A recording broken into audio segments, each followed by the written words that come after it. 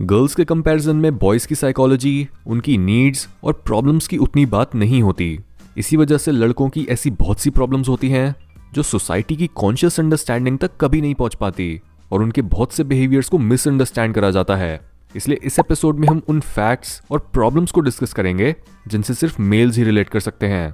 Number 1, extreme raise और aggression. Females के लिए इस फैक्ट से रिलेट करना यूजुअली आसान नहीं होता, जस्ट बिकॉज फीमेल्स की अग्रेशन की रेंज मेल्स के कंपैरिजन में काफ़ी लिमिटेड होती है। मेल्स एक्सपीरियंस कर सकते हैं प्योर रेज जिसकी कोई सीमा नहीं होती और ये चीज़ उन्हें अनकंट्रोलेबल बना सकती है। यही वजह है कि क्यों वायलेंट क्राइम्स यूजुअली मेल्स के द्वारा ही होते हैं, जेल में ज़्यादातर लोग मेल्स ही हैं और इवन सुसाइड अटेम्प्ट्स भी मेल्स के ज़्यादा सक्सेसफुल होते हैं। इसलिए ही ये बोला जाता है कि जो मेल अपने इमोशंस को काबू में रखना जानता है, सफलता उसके कदम चूमेगी। मैस्कुलिन रेज या तो अनप्रोडक्टिव वेज में बाहर आ सकती है, जैसे अब्यूज या फिर अनफ्रेंडली बिहेवियर, या फिर इस आक्रामकता को मेल्स अपने काम की तरफ मोड़ देते हैं। ऑफ कोर्स इस अग्रेशन का एक बहुत बड़ा रीजन होता है टेस्टोस्टेरोन। टेस्टोस्टेरोन डायरेक्टली लिंक्ड होता है एक मेल के libido, confidence, extroversion, risk taking ability और अग्रेशन से। टेस्टोस्टेरोन का इम्पैक्ट पॉजिटिव होगा या फिर नेगेटिव, ये डिपेंड करता है कि एक मेल अपने काम को कितना सीरियसली लेता है और उसका सोसाइटी में स्टेटस क्या है। स्टडीज बताती हैं कि हायर अचीवमेंट लिंक्ड है हायर टेस्टोस्टेरोन से।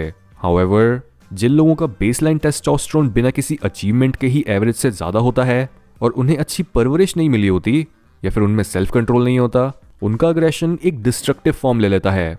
गुस्सा हम इंसानों को तब आता है जब हम अपने प्रेजेंट सर्कमस्टेंसेस से खुश नहीं होते और कुछ बदलाव चाहते हैं। इसलिए अगर आप एक मेल हो और आप अपनी और दूसरों की ज़िंदगी को कंटिन्यूसली बेहतर बनाने पर काम नहीं कर रहे, तो ऑब्वियसली आपका गुस्सा एक नेगेटिव फॉर्म ले लेगा। अपना ध्यान अपने गुस्से को दबाने पर नहीं, बल्कि अपनी लाइफ को बेहतर करने पर लगाओ। नंबर 2, ब्रेकअप्स हर्ट मेन मोर। ज़्यादातर केसेस में ब्रेकअप की शुरुआत एक फीमेल के लिए मुश्किल होती है और ब्रेकअप के बाद का समय मेल्स को ज़्यादा हर्ट करता है। एक सर्वे बताता है कि ऑन एवरेज फीमेल्स को एक ब्रेकअप से रिकवर करने में 8 महीने लगते हैं, जबकि मेल्स का रिकवरी पीरियड होता है 2 साल। This is because male reproductive opportunity is valued bye it's numbers and female reproductive opportunity is valued bye it's quality. यानी एक मेल की जिंदगी में जितनी फीमेल्स आईं, एक लेवल पर उसे उन सारी फीमेल से ही अटैचमेंट रह जाती है, क्योंकि उसकी इंस्टिंक्ट्स उसे बोलती हैं कि वो अपने जीन्स ज़्यादा से ज़्यादा फैलाए। हाउएवर, अगर एक फीमेल खुद के मन में ये जस्टिफाई कर लेती है कि जिस क्वालिटी के मेल्स को वो अट्रैक्ट कर सकती है उनके कंपैरिजन में उसका करंट पार्टनर कहीं स्टैंड नहीं करता, तो ये रीजनिंग उसके ब्रेकअप से जुड़े दर्द को मिनिमाइज कर देती है।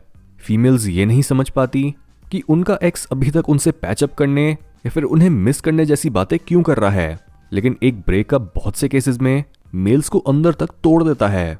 डिपेंडिंग ऑन द इंडिविजुअल और उसके गोल्स उसके लिए कितने ज़रूरी हैं, ये दर्द या तो उस मेल को और स्ट्रॉन्ग और डिसिप्लिन बना सकता है या फिर ये उसे बहाना दे सकता है उसके फेलियर्स का।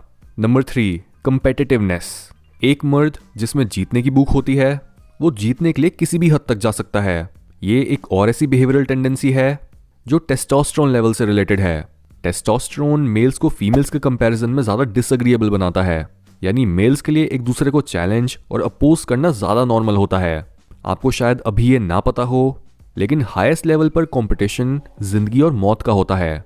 एक ब्रांड दूसरे ब्रांड से किसी भी तरह से उसके सारे कस्टमर छीनकर उसे बंद करवाना चाहती है। अगर आप एक हाई प्रोफाइल सीईओ के माइंडसेट को समझने की कोशिश करोगे तो वो आपको एक साइकोपैथ लगेगा। लेकिन मेल्स की कंपेटिटिव इंस्टिंक्ट ही रीजन है कि क्यों मार्केट में हमारे पास हर प्रोडक्ट के इतने सारे ऑप्शंस होते हैं और बेस्ट ब्रांड को पहचानना आसान होता है। Number 4, main find meaning in leadership. चाहे बात एक रिलेशनशिप की हो या फिर एक क्लोज फ्रेंड्स के ग्रुप की, इवन शाय से शाय और इंट्रोवर्टेड मेल भी डीप इनसाइड ये चाहता है कि काश वो अपने रिलेशनशिप या फिर ग्रुप में अल्फा होता और बाकी लोग उससे ज्यादा रिस्पेक्ट देते। कोई भी मेल हायरार्की में बॉटम या फिर मिडिल में रहना चूज नहीं करता। ये स्टेटस उसे उसकी पर्सनैलिटी, क्वालिटी ऑफ वर्क और उसके करेक्टर की वजह से उसे मिलता है। यही वजह है कि क्यों अक्सर ये बोला जाता है कि एक ग्रुप में कभी भी 2 अल्फा नहीं हो सकते। 2 लोग जो अलग अलग ग्रुप्स के अल्फा थे, उनके साथ मिलने पर भी ये क्लियर होता है कि दोनों में से कौन लीडर है और कौन फॉलोअर। हर ग्रुप में सिर्फ एक ही ट्रू लीडर होता है और हर दूसरा मेल इसी पोजीशन पर आना चाहता है। जहां फीमेल्स ये चूज करती हैं कि उन्हें लीडरशिप रोल परफॉर्म करना है या फिर नहीं, वहीं मेल्स के पास ये ऑप्शन नहीं होता, क्योंकि हर लड़के का मन एक ही बात बोलता है कि वो सबसे ऊपर रहे और दूसरे उसकी कमांड सुने। Number 5, extreme horniness. ये एक और सेंसिटिव टॉपिक है जिसके बारे में कोई बात नहीं करता। सोसाइटी में मेल्स को तो समझाया जाता है कि वो फीमेल हॉर्मोन्स को टॉलरेट करें और मेंस्ट्रुअल साइकिल या फिर प्रेगनेंसी से जुड़े मूड में बदलाव को समझें। हाउएवर, जब बात मेल्स के हॉर्मोन्स की आती है तब टॉलरेंस की कोई बात नहीं करता, क्योंकि सोसाइटी मेल से ये एक्सपेक्ट करती है कि दूसरे उसके इमोशंस के अकॉर्डिंग एडजस्ट करने के बजाय वो खुद अपने इमोशंस को काबू में रखे। अगर आपको दोनों जेंडर्स के बेसिक सेक्सुअल डिफरेंसेस पता हैं तो आपको ये भी पता होगा कि मेल सेक्सुअल इंपल्स 10 गुना ज़्यादा स्ट्रॉन्ग, अर्जेंट और शॉर्ट लिव्ड होती है।